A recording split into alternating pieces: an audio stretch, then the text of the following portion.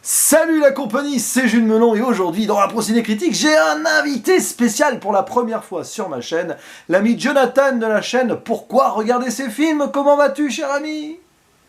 Très bien, merci de m'avoir invité sur ta chaîne. C'est vrai on en parlait de faire ça depuis un bon bout de temps déjà. Oui. Donc bonjour à toi mon très cher Jules Melon et bonjour à vous tous qui nous regardez en même temps. Et oui, puisque tu m'as fait découvrir, enfin tu m'as poussé à la découverte d'un film avec Robin Williams, qui est un de nos acteurs préférés, on va en reparler. Ce film, c'est peut-être l'un des plus méconnus de sa carrière, enfin parmi les plus méconnus, ou celui qui a eu le moins de succès, Au-delà de nos rêves, ou en VO What Dreams May Come, sorti en 1998, réalisé par le néo-zélandais Vincent Ward, qui n'a pas fait grand-chose malheureusement depuis, et avec au casting, aux côtés de ce grand acteur, nous avons Cuba Gooding Jr., Annabella Sciorra ou encore le regretté Max von Sydow qui vient de nous quitter, un acteur assez grandiose aussi. Et alors, quelle est l'histoire de ce film? Bah, c'est triste, hein. C'est un véritable drame, vraiment, sortez vos mouchoirs, hein. Mais un drame romantique fantastique qui raconte grosso modo l'histoire d'un docteur qui s'appelle Chris Nielsen. C'est quand même drôle parce que la même année va sortir Dr. Adams avec Robin Williams, donc deux rôles de docteur la même année pour Robin Williams. Ah oui. Et ce docteur, à un moment, avec sa femme, il est victime d'un drame familial, puisque les deux enfants, on le voit dès le début, du couple meurent dans un accident, c'est terrible. Et après, lui-même, ce docteur, quelques années après, va également mourir, et il va revenir, on va dire, c'est un peu plus compliqué que cela, mais on va pas expliquer plus, parce qu'après on va spoiler, sinon, il va revenir en sorte de fantôme pour accompagner son épouse, qui est en pleine déprime. Et voilà, et donc pendant 2 heures, un peu moins de 2 heures, on va vivre une sorte de drame, mais aussi un film plein de messages d'espoir, d'abnégation, de combat, de bataille, et on passe par beaucoup d'émotions. Rajouter à cela une représentation un petit peu fantasmagorique du paradis, de l'enfer, c'est assez improbable, et donc nous obtenons un film singulier, qui a complètement floppé parce qu'à mon avis un peu avant-gardiste et peut-être au-delà de ce que les gens attendaient aussi, d'une comédie entre guillemets familiale avec Robin Williams, tu parles, ça va au-delà. Et qu'est-ce que tu en as pensé en fait, mon cher Jonathan? Toi, c'est peut-être la 3e, 4e, 10e fois que tu le vois, je ne sais pas. Comme tu l'as dit, c'est moi qui t'ai poussé à le voir. Ouais. Je l'avais vu quand ça sortit en 98, je crois. Ouais, 98. Donc j'avais 10 ans, je l'avais pas vu au cinéma, mais je l'ai vu en cassette voilà, à l'époque, j'ai un vieux, on allait louer les cassettes. La VHS, oui. Voilà. Et c'est à ce moment-là que j'ai découvert, pareil, j'ai connu Williams dans ses rôles Doubtfire, voilà, c'est les rôles comiques. Et là je le vois pour la première fois de ma vie dans un rôle comme ça, vraiment dramatique, même si on a des scènes comiques, et ça m'a bouleversé. Oui. Après, à l'époque-là, je ne pouvais pas faire le parallèle entre la mort, la vie et tout ça. Mais j'ai vraiment adoré. Et l'ayant revu, alors oui, comme tu as dit, je l'ai vu plusieurs fois. Ouais. Voilà, parce que quand j'ai commencé ma collection de Blu-ray, c'est un des premiers Blu-ray que j'ai acheté. Et l'ayant revu plusieurs fois, c'est vrai que toutes les thématiques que tu as abordées, elles sont bien là. Mais elles sont beaucoup plus profondes, pour moi. Et c'est vrai que c'est un film qu'il faut absolument voir, à cause des thèmes déjà qu'il aborde, pas seulement la vie ou la mort, mais voilà, c'est grandiose. Et pourtant, ça n'a pas marché. Ah oui, mais alors c'est un film qui est assez intéressant parce que tu vas le voir à 10 ans, tu vas avoir un regard, tu vas le voir ado, tu vas avoir un autre regard, tu vas le voir adulte, ça prend des proportions. C'est un film qui peut passer à travers toutes les couches d'âge, selon moi. Et comme tu l'as dit, la vie, la mort, le combat, l'espoir, mais au-delà de la mort même, une idée du recommencement, le cycle de la vie, la réincarnation, il y a tellement de trucs là-dedans, c'est hyper religieux comme métrage, mais pas que religieux au sens chrétien, hein. C'est assez riche, même peut-être, voilà. Alors, qu'est-ce que j'ai pensé du film? Je l'ai beaucoup aimé, mais alors, il est d'une richesse tellement totale que parfois on se demande où il veut aller. On sent qu'il est ambitieux. C'est un film hyper ambitieux qui, du coup, parfois il faut faire des choix dans un film. Là, j'ai un peu l'impression que celui qui a... Attention, parce que c'est une adaptation d'un roman, à la base, de Richard Matheson, qui est un grand auteur, fantastique. Il a fait des trucs pour la 4e dimension et tout. Et là, on voit que ça vient d'un roman bien riche, bien, on va dire, touffu. Et le mettre en film, c'est compliqué, hein. Mais en même temps, ça te fait réfléchir à fond. C'est un film profondément philosophique, tout simplement. Donc j'ai apprécié pour cela. Robin Williams est totalement touchant, voilà, comme d'habitude, en même temps, avec Robin Williams, il sublime tous les rôles dans lesquels il joue, donc voilà, c'est un film qu'il faut vraiment découvrir, parce que adulte, vous allez voir des choses, voilà, avec l'expérience, qui vont vous prendre vraiment aux tripes, et puis même les plus jeunes, commencer à réfléchir sur la vie, je pense, hein, avec ça, non? Il me semble que là-dessus, ça paraît évident, t'es d'accord, non? Après, je pense, oui. Après, moi, dans mes souvenirs, quand je l'ai vu à 10 ans... ah ouais, et 10 ans, c'est jeune. Hein. Souvent, c'était plus les couleurs. Ah oui. Qui m'avaient marqué. Voilà, c'est ça qui est rempli de couleurs. Ah oui. Après, voilà, ça marche aussi avec le thème du film. Je pense que c'est pas là pour rien. Mais, voilà, à 10 ans, on remarque souvent les couleurs. Après, voilà, moi, comme j'avais déjà eu des pertes, des décès, donc je comprenais le thème principal du film. Ouais. Mais à 10 ans, c'est pas le genre de choses à laquelle on va faire attention. Oui. C'est vraiment, comme tu l'as dit, quand on revisionne, c'est là qu'on fait attention à... Et effectivement, c'est un film qui est riche, et pour moi, il aurait peut-être mérité d'avoir une demi-heure en plus. C'est vrai que... Pour moi, il n'est pas assez long. Alors, c'est ça qui est un peu... Alors, comme tu dis, on va revenir sur ce que tu as dit, là, sur les couleurs, parce que la représentation du paradis, c'est une peinture. En même temps, en gros, c'est peint ton monde, hein. Le paradis, tu inventes ce que c'est, grosso modo. Et comme l'épouse donc du personnage Robin Williams est une peintre, forcément, il va faire des peintures de ses souvenirs. C'est magnifique. Là-dessus, il y a une magnifique... D'ailleurs, le film a beau avoir floppé, que ce soit du côté des critiques ou du public, il a quand même eu l'Oscar des meilleurs effets spéciaux en 99, parce que... La vache, hein, on en a des effets spéciaux. Il y a le paradis, mais alors l'enfer aussi, c'est... Oh la vache, enfin... Alors, là, récemment, là, quand l'ayant vu, moi, c'est plus l'enfer qui m'a... Ah oui. C'est vraiment... c'est quelque chose. Puis alors, t'as l'enfer, ça m'a rappelé... Alors, c'est un petit peu étrange, c'est pas du tout le même genre de film, mais un film de Lars von Trier sorti en 2018... The House That Jack Built, où à un moment ils vont en enfer, là c'est pareil, on prend la barque et tout, et on va à la rivière des morts, les visages au sol, d'ailleurs il y a un des visages, c'est très très drôle quand on y pense, un des visages de l'enfer qui est joué par Werner Herzog, le réalisateur un peu maudit allemand, là, qui a fait des films assez incroyables, ça renforce quelque chose, je ne sais pas, on ne sait pas ce qu'il fait là, mais il est là, mais sur le plan visuel, le film est remarquable, clairement, et même, voilà, alors quand tu dis qu'il manque une demi-heure à ce film, oui, d'une certaine manière, mais avant le final, qui est magnifique, hein, le final est génialissime, j'ai un peu senti une sorte de ventre mou, même s'il faut arriver à ce final.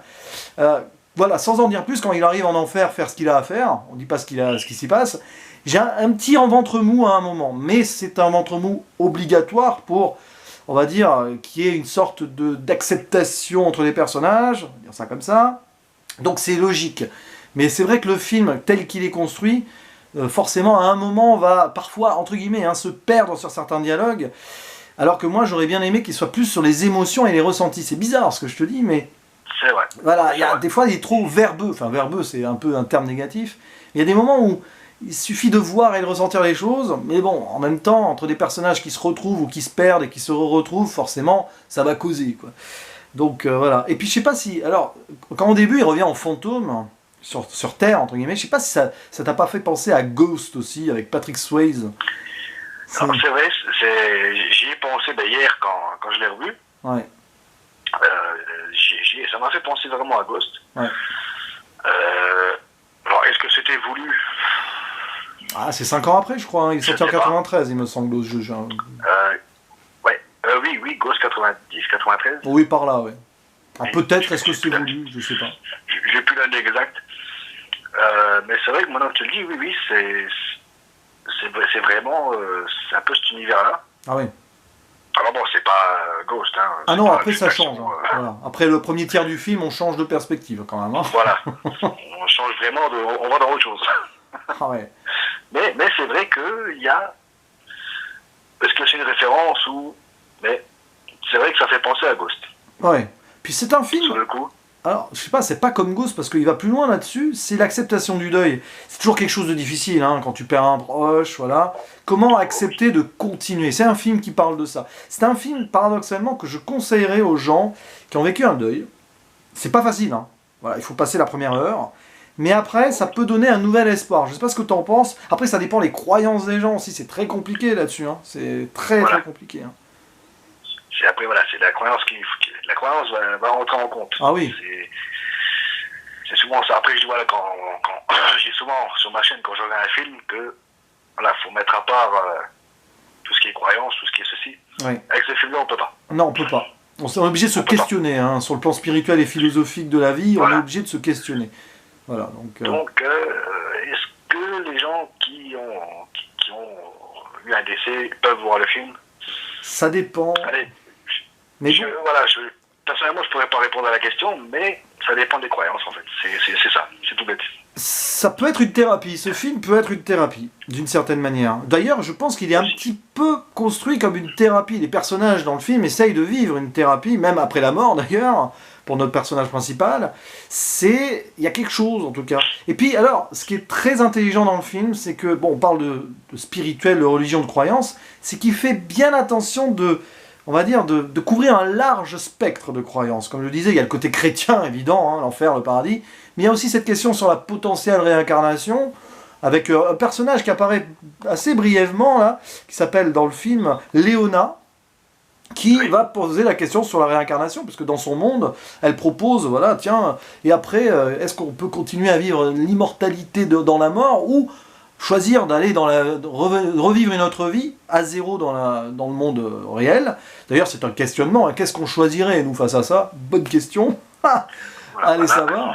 Et c'est marrant parce que là, sans spoiler la vidéo que je vais bientôt faire avec un autre collègue, j'ai vu là, le film d'après, hein, dans la filmographie de Robin Williams, L'homme bicentenaire. C'est un peu le même genre de question sur l'immortalité ou accepter le deuil ou la fin. C'est marrant qu'il ait joué dans 2 films comme ça à l'époque, alors que Robin Williams commençait à rentrer dans une phase difficile de sa vie, il me semble. Ben, justement, je trouve que le fait de commencer sa dépression commencer, ouais. Je trouve que c'est vraiment des rôles qui ont été faits pour lui. Oui, ah oui, clairement. C'est clair et net. Et on voit qu'il est à fond dedans. Hein. Oui. Puis de toute façon, il vivait ses rôles à fond, hein, Robin Williams, mais tellement à fond qu'il en devenait ses personnages des fois. C'est vrai que ça a fait une grosse blessure en lui qui malheureusement l'a conduit à ce suicide il y a quelques années. Hein. Ben, je pense que notre film du jour, Au-delà de nos rêves, ça a un petit peu contribué au final que malheureusement qu'on a tous connu. Ouais. Donc, c'est sûr qu'il a dû se rappeler, quand il était vraiment au fond du trou, il a dû se rappeler ce film dans sa carrière et c'est difficile. C'est difficile. Je pense, hein, parce que bon, après, il n'a pas eu vraiment de films qui ont, enfin pour moi, qui l'ont marqué. Ouais. Moi, c'est vraiment, le point de départ, c'est vraiment ce film-là. C'est vrai que dans les années 2000, après, il y a eu une baisse dans sa carrière, enfin, de films marquants. Il a continué à faire beaucoup de films. Ah oui. On se rappelle beaucoup de Robin Williams des années 2000, hein, des années 90, pardon, 80-90, surtout 90 du coup. Mais ouais. Et puis alors, là, je crois qu'on va être obligé d'ouvrir une zone spoiler quand même pour attaquer une autre thématique très importante, parce que voilà, il ne faut pas trop en révéler. Tout ce qu'on a dit d'ailleurs là, au niveau du film, c'est les 20-30 premières minutes. Hein. Avec d'ailleurs ce début de film, avant les spoilers, début de film, c'est Happy Life, tout est joyeux, ralenti, bonheur, mariage, et puis paf, patatras d'un coup, ça c'est terrible. Hein. Dès les 5 premières minutes, ça fait mal. Et puis alors, zone spoiler, parce qu'il se passe quelque chose dans le film quand même. Voilà. Alors spoiler, là j'ouvre mes mains comme d'habitude. C'est que, à un moment, sa femme est tellement déprimée qu'elle se suicide. Et là, on rentre dans une autre dramaturgie, c'est que sa femme étant suicidée, il s'imagine au début la retrouver au paradis avec lui, pour finalement tout va bien, sauf qu'en tant que suicidée et dans la religion chrétienne et tout, elle est en enfer. Et là, nous avons le mythe d'Orphée qui va chercher sa promise en enfer, clairement. Et là, alors là, le film devient complètement fou, hein, à ce moment-là, visuellement. Ah oui, là, ça part dans... Autant, au début, on était dans toute cette couleur, toute cette harmonie, puis là, on bascule comme ça tout d'un coup. Ah oui. Alors bien sûr, on y est préparé quand même. Voilà, le film ne nous jette pas comme ça en enfer. Non. Mais c'est vrai qu'au bout d'un moment, on bascule complètement. D'ailleurs, Williams arrive, d'après ce que moi j'ai pu ressentir, il arrive à basculer également lui totalement dans l'enfer. Oui. Il a une noirceur dans son jeu, ce qui est assez rare, hein, mais c'est vrai qu'il a une grosse noirceur dans son jeu à certains moments. Pas une noirceur méchante, hein, mais une noirceur vide, enfin pas vide, mais c'est vrai qu'on le voit rarement dans ce registre-là, d'ailleurs. comme son personnage, j'ai l'impression qu'il est déterminé. À partir du moment où il bascule en enfer, il est déterminé. Ouais. Et Williams, pareil. Comment dire, voilà, c'est un grand, c'est un monsieur. Ah, c'est un des meilleurs acteurs du monde. Hein. La possibilité d'à la fois nous faire rire et pleurer. Alors dans ce film, il nous fait très peu rire. Hein. D'ailleurs, n'allez pas chercher du Robin Williams comique là-dedans. C'est assez rare d'ailleurs, mais il n'y a même pas de petites apartés comiques. Si ce n'est un moment à l'hôpital au début avec une jeune fille, je crois. Bon, il fait son Dr Adams, quoi. J'ai l'impression d'ailleurs que les deux films se croisent pendant 2-3 minutes. C'est terrible. Hein. Je ne sais pas si c'était voulu parce qu'il a dû tourner ça à quelques mois d'intervalle. Mais alors, une fois en enfer, oui, détermination ultime de retrouver son épouse, qui non seulement est en enfer, mais en plus ne se rappelle de rien, parce que là c'est double peine. Hein. Il doit la reconquérir. En gros, il doit reconquérir son épouse, en lui rappelant certains souvenirs, grâce à un passeur, alors le passeur du paradis et de l'enfer, qui est joué par Cuba Gooding Jr., qui est en fait, alors ça c'est une révélation complètement incroyable, son fils, mort quelques années avant, qui s'est réincarné plus ou moins dans ce monde-là, c'est assez improbable d'ailleurs, et on voit au passage la thématique de la relation père et fils. On voit que le fils, il se voyait trop en son père, et le père, finalement, était trop protecteur envers son fils, ou trop difficile. Donc en fait, c'est une remise en question. Il descend en enfer pour retrouver son épouse, mais en même temps, il se remet en question sur la vie d'avant, avec beaucoup de flashbacks, de souvenirs. C'est là où ça part dans une richesse, peut-être trop riche, justement, hein, et ça a dû perturber les gens, à mon avis, clairement. Je pense que c'est ça qui a fait que le film n'a pas marché à l'époque. Hein. Oui. Bon, peut-être plus à notre époque, où on a des films qui font 3 heures, où l'histoire est vachement développée. Oui. À l'époque, ça se faisait moins. Ah oui, oui. Même presque pas du tout. Et là, on a un film qui nous balance plein d'informations. Et voilà, si on n'est pas préparé, ça peut éventuellement choquer ou on se dit qu'on n'aime pas et puis voilà, basta. C'est un film à analyser, c'est un film à revoir, c'est un film à approfondir, ce qui est assez inattendu, il faut l'avouer. Autant là, il a eu une énorme carrière, Robin Williams. Il a quand même joué dans des films, on va dire, assez faciles d'accès. Là, il y a quelque chose. C'est quand même très profond. Après, dans le côté sentimental, philosophique des relations humaines, ça a toujours été profond avec Robin Williams. Mais là, on part sur des questionnements de croyances, de spiritualité, de philosophie, qui sont très, comme tu l'as dit, il manque peut-être un peu de temps, parce que c'est très, on va dire, en peu de temps, on a beaucoup de choses. Et après, on commence à, voilà, c'est là où, pour moi, il y a la longueur, c'est qu'à la discussion avec son épouse pour la reconquérir, c'est vrai qu'il y a beaucoup de choses. Et puis bon, il y a la fin. Alors la fin, c'est un choix extraordinaire. Voilà, à la fin, happy end, grosso modo. Sa femme s'en souvient, ils ont le choix de vivre pour l'éternité dans le paradis. Ils ont ce choix-là. Sauf qu'on se rappelle de l'intervention de Léona, là, celle qui parlait de la réincarnation, et au final, ils n'ont pas envie de vivre l'éternité en étant les mêmes. Qu'est-ce qu'ils vont choisir ? De renaître sur Terre et essayer, et ça c'est magnifique comme preuve d'amour, essayer de se rencontrer à nouveau. Voilà, et en fait, on voit à la fin 2 enfants qui se rencontrent, c'est leur réincarnation, et de suite l'amour, alors qu'ils doivent avoir quoi, 6-7 ans, quoi. Ça c'est magnifique, ça, c'est l'amour au-delà des frontières, au-delà des vies qu'on peut vivre, alors là... Si on part du principe des âmes sœurs, c'est possible. C'est possible, oui, c'est vrai. C'est possible. Après voilà, comme on l'a dit au début, ça dépend des croyances. Ah voilà, il faut prendre la réincarnation, c'est un film qui met la réincarnation en avant. C'est peut-être pour ça que ça n'a pas plu aux Américains aussi, peut-être trop puritain. Peut-être. Je ne sais pas. Mais c'est vrai qu'ils aiment bien quand c'est cadré. Ah ouais, bah là justement, c'est pas un film cadré américain divertissement à la Robin Williams dont les gens avaient l'habitude. Et je pense que ça a désarçonné le public, clairement. Moi, quand je l'ai revu hier, ça m'a fait penser à Photo Obsession. Ah oui, bah. Voilà, où il est magnifique aussi. Hein. Ouais. Et Final Cut, après, une espèce d'anticipation. Ah oui, c'est des rôles différents, oui, ça. Ah oui. Mais quelque part, ça se rapproche un peu. Et je sais pas pourquoi, ça m'a fait penser aux 2 films là. Ah mais c'est peut-être le tournant de la carrière de Robin Williams, ce film, hein, quand même. Ah mais c'est sûr, hein, c'est sûr. Hein. Tu prends ce film-là et tu prends ce qu'il a fait avant et ce qu'il a fait après. Ouais. c'est la nuit et le jour. À part donc l'homme bicentenaire qui est un petit peu dans la poursuite, mais bon, qui est un prolongement de la réflexion humaine. Hein. Après, on prend quelques films. Bon, il a fait une voix dans AI Intelligence Artificielle, déjà, voilà. Oui. Puis Photo Obsession, voilà, ce Final Cut. Insomnia, où il joue quand même un psychopathe. Ah oui. Oui, ça change Ah oui, tout. magnifique. En fait, il n'aura plus jamais de véritable rôle happy, divertissant. Bon, Happy Feet, oui, mais bon, la nuit au musée à la rigueur, bon. Mais ouais, c'est vrai que c'est un tournant dans sa carrière, clairement. D'ailleurs, on peut refermer les spoilers là. Enfin, on les a refermés avant parce que là, c'est intéressant, voilà. Soit là, c'est un rôle marquant et c'est marrant parce que autant le film n'a pas marché à l'époque.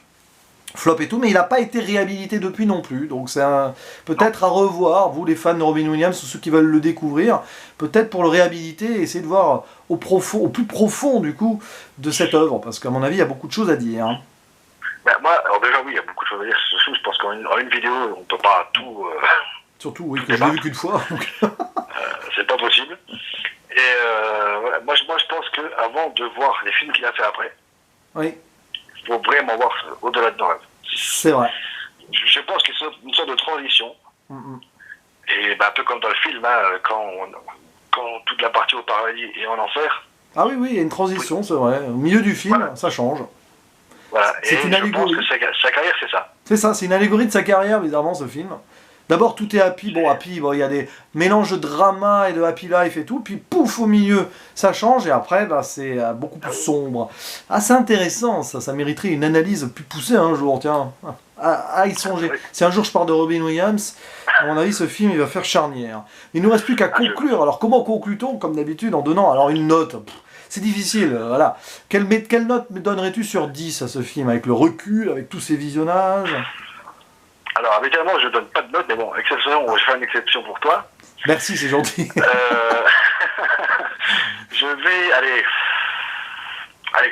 on va essayer d'être objectif quand même, hein, parce que le fan absolu de Williams en moi dirait 10. Allez. Allez, 8.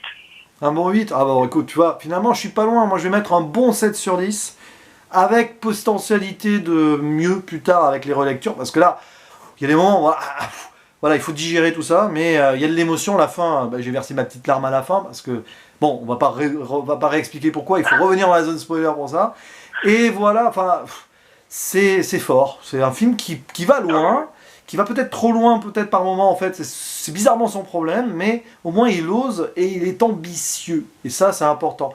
Et je pense qu'il mériterait d'être réhabilité pour plein de choses, ce film. Donc, allez le découvrir. Je suis sûr que beaucoup de gens qui aiment Robin Williams, les Jumanji, Madame Doubtfire et tout, ne connaissent pas ce film. Donc, c'est peut-être l'occasion, pendant ce confinement, de s'y intéresser. En tout cas, merci beaucoup, Jonathan, pour cette découverte, et puis pour cette intervention. C'était un grand plaisir de faire cette vidéo avec toi. Merci à toi. Plaisir partagé, tu t'en doutes. Voilà. Et puis allez voir la chaîne de Jonathan, hein, je mettrai évidemment le lien en description et en commentaire, comme je le fais d'habitude avec les invités. Après la chaîne, c'est un peu le fouillis, hein, il y a un peu de tout. Hein.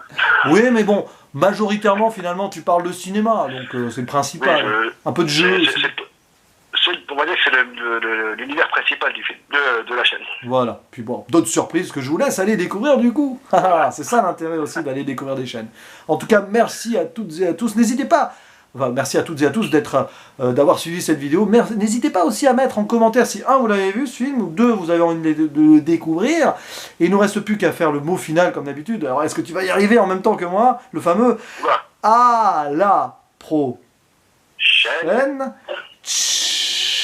Ciao.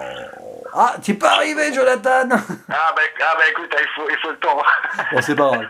Allez, merci, à la prochaine. Ciao.